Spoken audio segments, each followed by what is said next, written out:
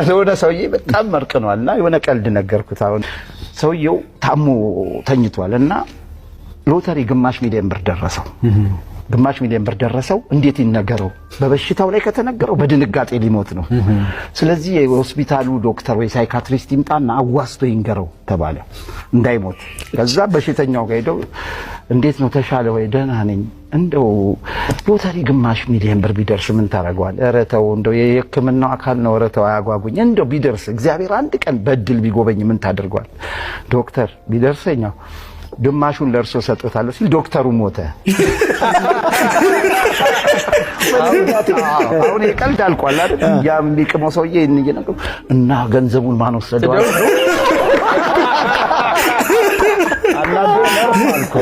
ነርሷ ወሰደችው። ተሜ የጨዋታ ኪንግ ነው። በቃ ፓክ የሆኑ ጨዋታዎች ነው ያሉት።